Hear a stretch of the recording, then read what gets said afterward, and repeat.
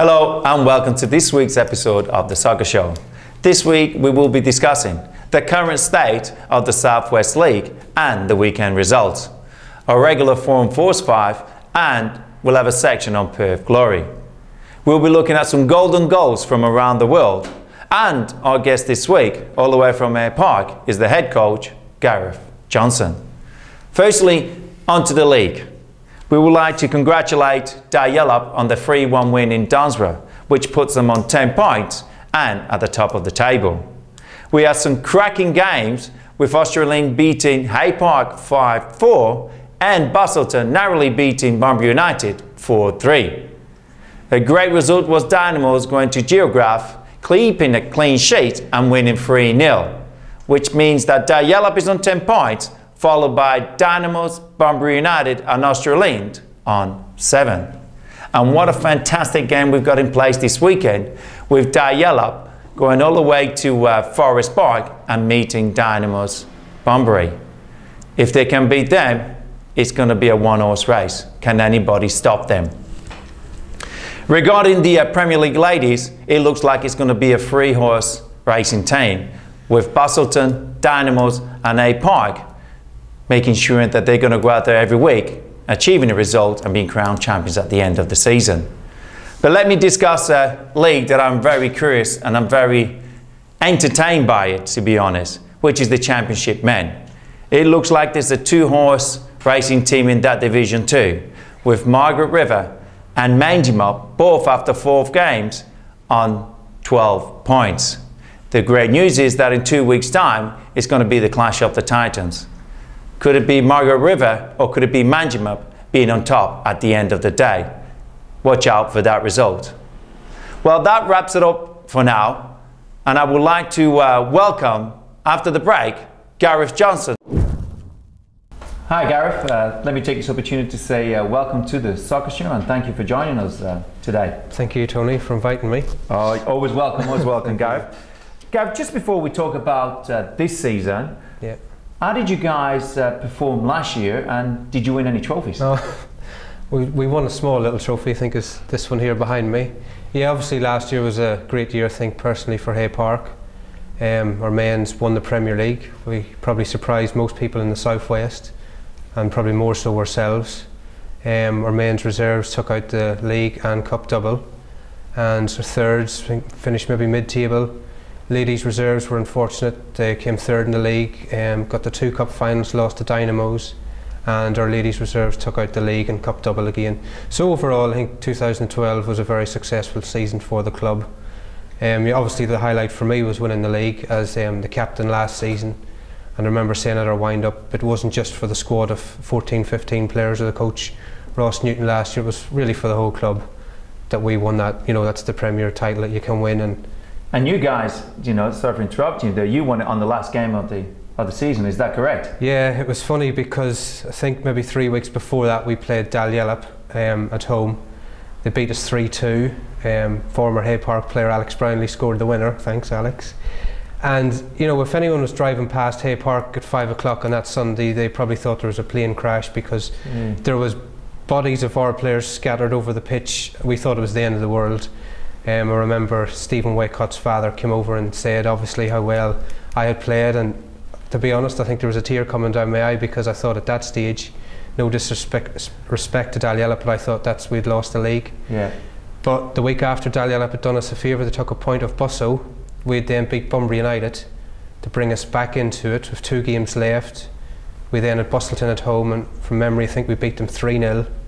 And that was the game of the round. You needed to win that game to make sure that you would have taken up the trophy. If Busselton came and got a point or beat us at home, they'd won the league for the 3rd or 4th year in a row. We had won it, beat them, and then we had Dynamos the following Sunday, and that week leading up to that last game was just unreal. It was like going into a cup final. I had players phoning me, texting me during the week. I had family back home, friends sending me messages, wishing me all the best.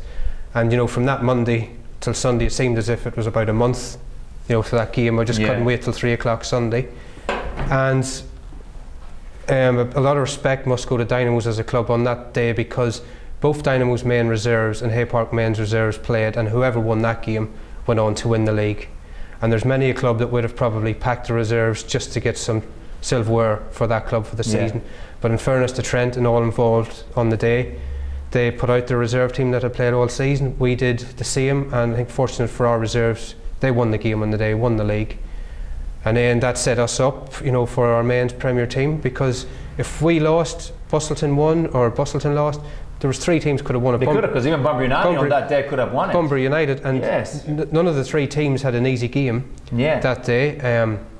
So as I say, we went in, I think 3-1 up at half time. First 20 minutes, the second half, Dynamos came at us, and we were fortunate enough to still be 3-1 up at that stage. And we ran out 6-1 winners.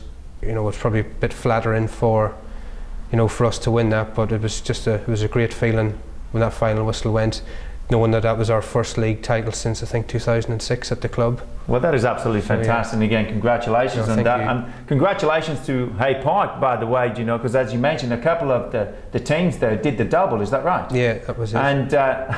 And you guys, to be honest, you mentioned, like you said, you didn't think you were going to be up there at the end of the year and winning the league, but you were in the South West final too. Is that correct? Yeah, we got to the final again, probably still in a bit of high from winning the league the week before. Unfortunately, the result didn't go our way and we lost 2-0, but at the end of the day, that's probably the beauty of cup football. It's a one-off over 90 minutes, but that's no disrespect to Bunbury United.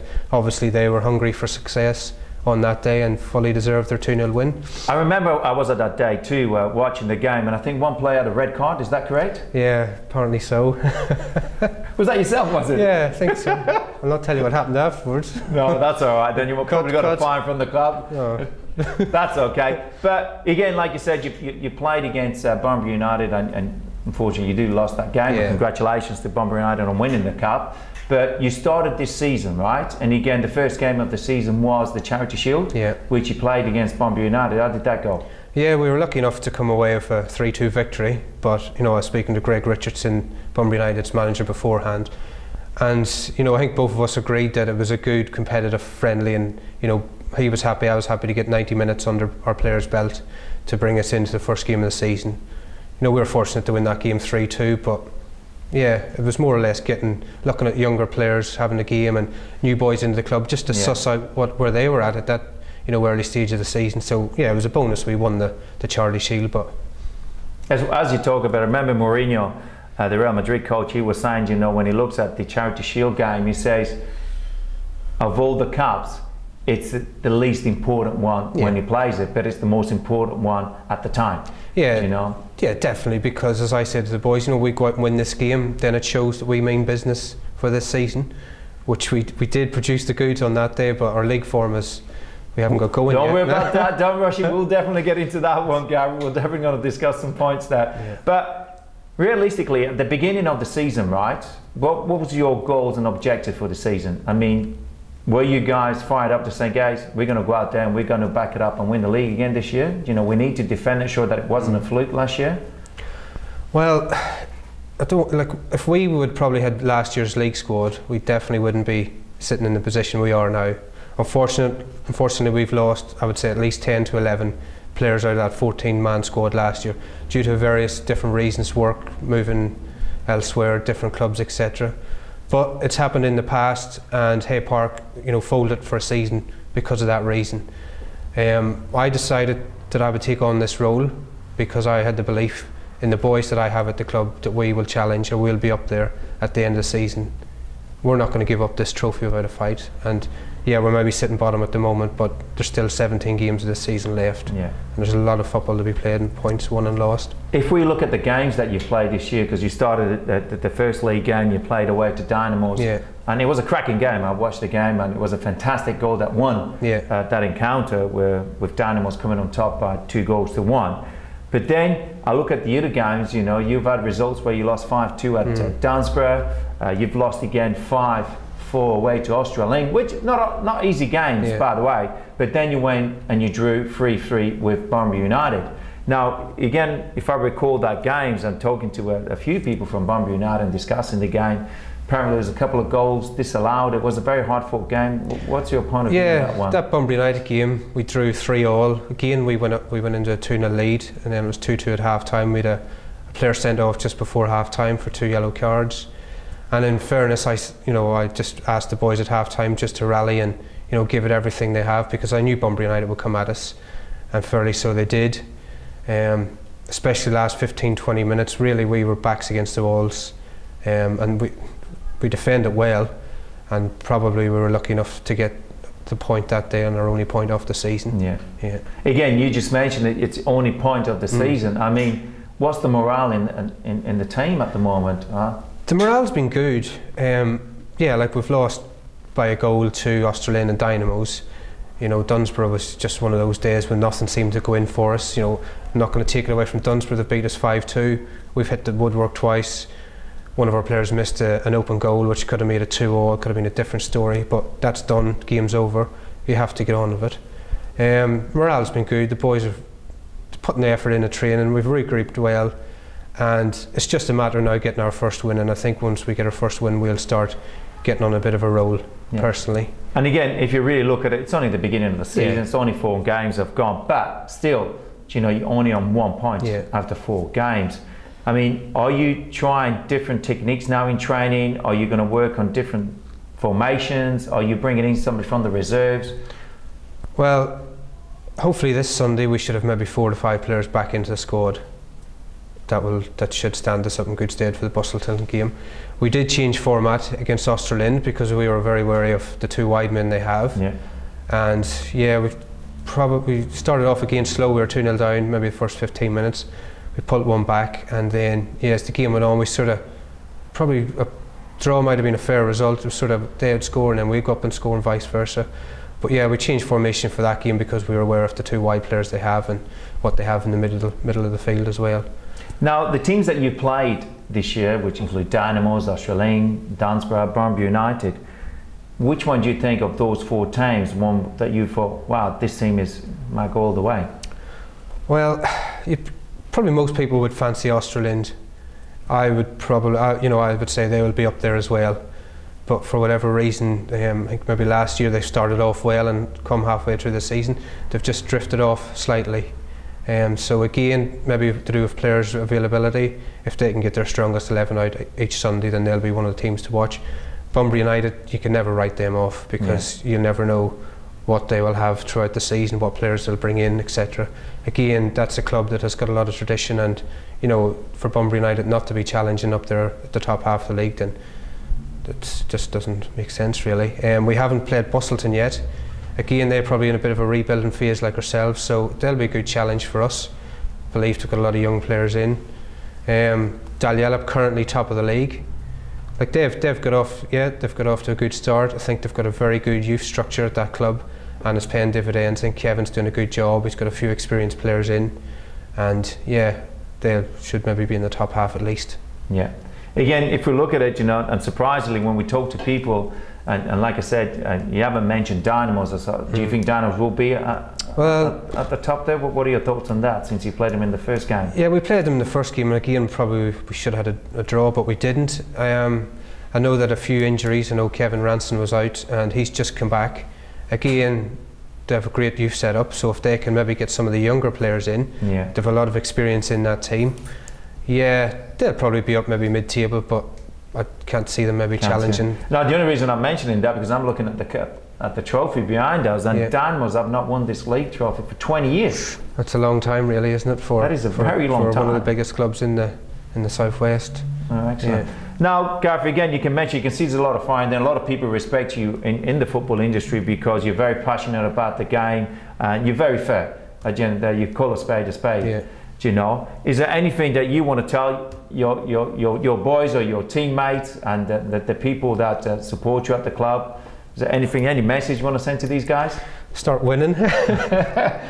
No, like as I said, one of the main reasons I took on the job is because I believed the players that we had, we could still challenge for the league title. With a bit of luck, we might get a good run in the cup. And this is my 7th year now being involved in the South West since I emigrated from Ireland, and just there's a group of people probably in around the same age as myself at Hay Park, the likes of Elliot Gibson, Stephen Waycott, James Bergen, Brendan Fantasia.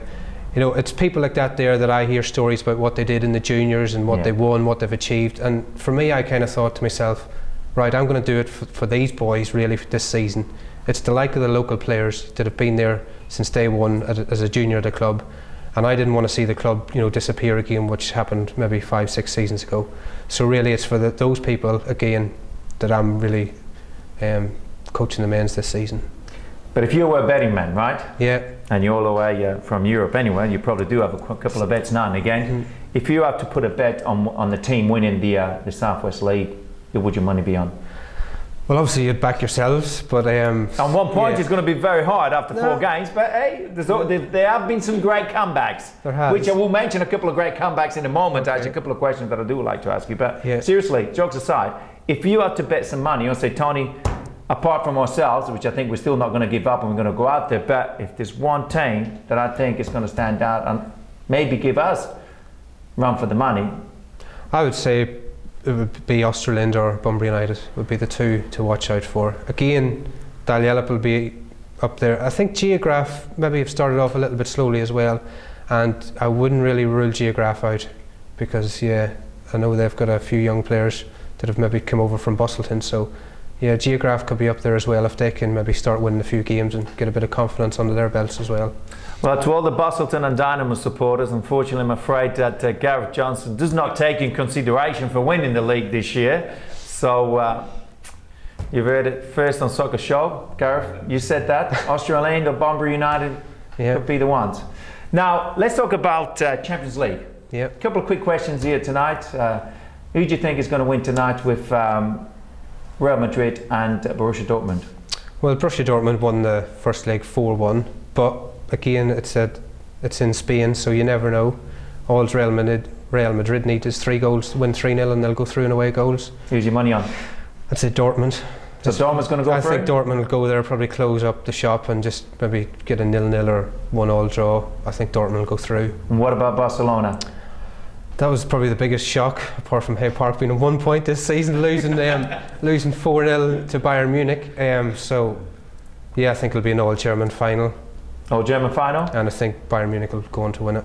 And one more question just before you shoot off. We've got the 4th position in the English Premier League, which teams like Spurs, Arsenal and Chelsea are going for the 3rd and 4th spot for the Champions League.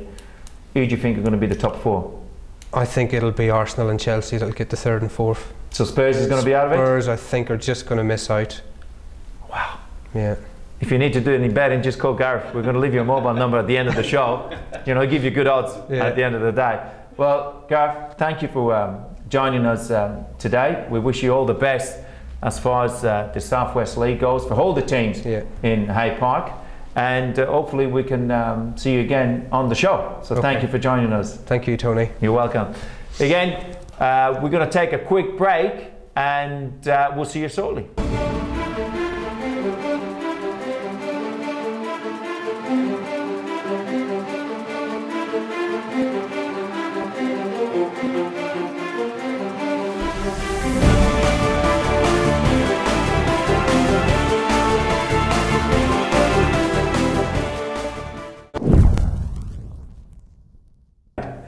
That is it for this week. Until next time, eat, sleep, and most importantly have fun playing football.